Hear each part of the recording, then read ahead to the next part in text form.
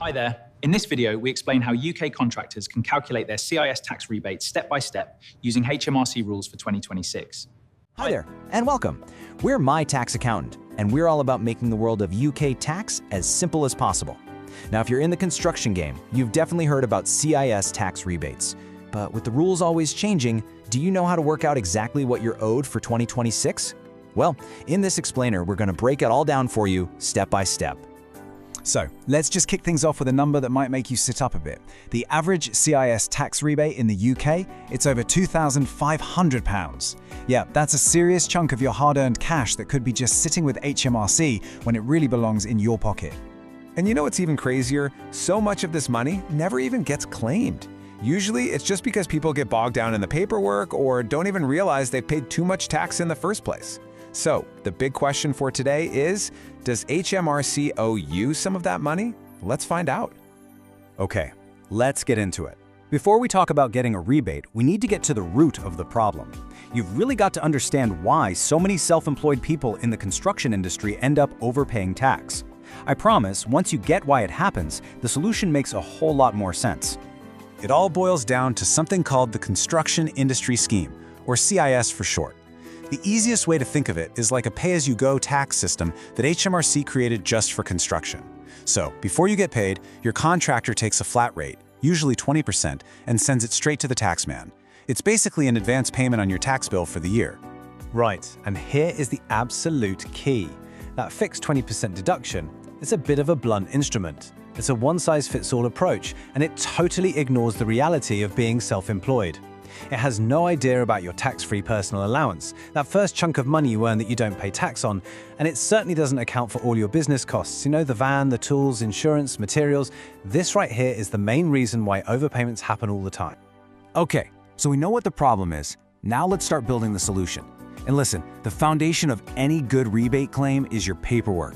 Before we even touch a calculator, we've got to get all our documents in a row. Getting this part right makes everything else so much easier.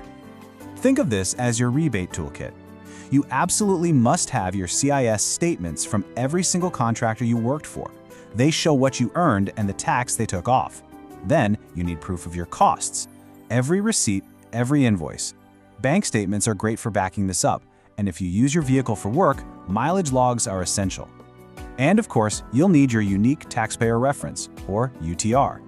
Trust me on this, good records are your absolute best friend here. All right, with our toolkit all set, it's time to get our hands dirty with the numbers. This is where we turn that pile of paperwork into actual money back. We're going to walk through a really clear, real-life example to show you exactly how it all works. I know it can seem a bit intimidating, but honestly, once you break it down, it's pretty straightforward. So let's meet Sarah. She's a self-employed electrician. For the 2025-26 tax year, her total gross income came to £35,000. Now, she was smart and kept track of all her business costs, things like her van, tools, and insurance, which added up to £8,000. Over the year, her contractor deducted £7,000 in CS tax at that standard 20% rate. Step 1, and this is the most important bit, is to work out her actual profit. See, you only pay tax on your profit, not your total income. It's a really simple sum. We take her gross income of 35 grand and we minus all those allowable expenses. That brings her taxable profit right down to £27,000. Now, we can figure out the tax and national insurance she actually owes on that profit using the official HMRC rates. So the first £12,570 of her profit is completely tax-free. That's her personal allowance. Anything she earned above that gets taxed at the basic rate of 20%. She also has to pay Class 4 national insurance, which is 6% on profits over that same threshold. So, let's do the maths. We take her £27,000 profit and subtract that tax-free allowance. That leaves us with £14,430 that she actually pays tax on. 20% of that is £2,886. Now, remember, that is way less than the £7,000 that was already taken from her pay. And here it is, the moment of truth. The final calculation is dead simple. We just take the total tax her contractor already sent to HMRC for her, that's the £7,000, and we subtract the tax she actually owes, which is that much smaller £2,886. And boom, there it is, a tax rebate of £4,114. That's the overpayment she can claim right back from HMRC. Now, she'll still need to settle her national insurance from that, but even so, she's going to be left with a very nice refund indeed. So, you've done the maths, you've crunched the numbers, and you've realized you're owed a rebate. Fantastic. But, well, knowing you're owed money and actually getting it are two different things. So, how do you get that cash from HMRC into your bank account? Let's go over the official process. The only official way to claim a CIS refund is by filing a self-assessment tax return. Think of it as your annual financial report to HMRC. On it, you declare all your income, you claim for all those expenses you've been tracking, and, this is the crucial bit, you tell them the total amount of CIS tax that has already been taken. You do it all online, and the main deadline to remember is the 31st of January. Now hang on. While we're talking about tax returns, there is a massive change coming that you really need to be aware of. Starting from April 2026, the whole system is changing because of a new government plan called Making Tax Digital for Income Tax, or MTD for short.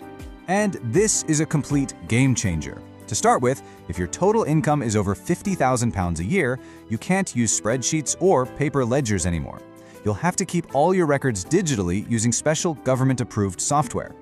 And instead of one tax return a year, you'll have to send 4 summary updates to HMRC every quarter. And just be warned, that income level is scheduled to drop to £30,000 in April 2027, so it's going to catch a lot more people. Okay, so we've covered how to do the calculation and the huge MTD changes on the way. Look, you can absolutely do all of this yourself.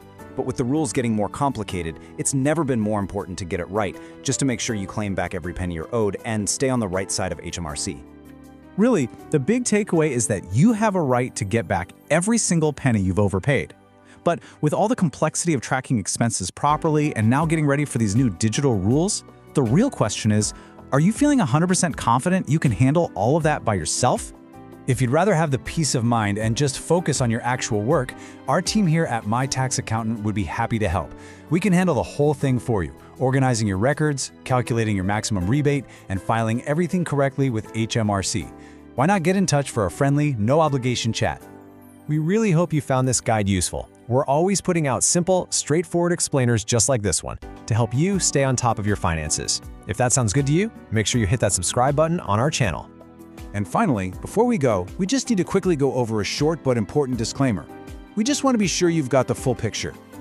Look, this explainer is a general guide, and it's based on the tax rules as we understand them for the 2026/27 tax year.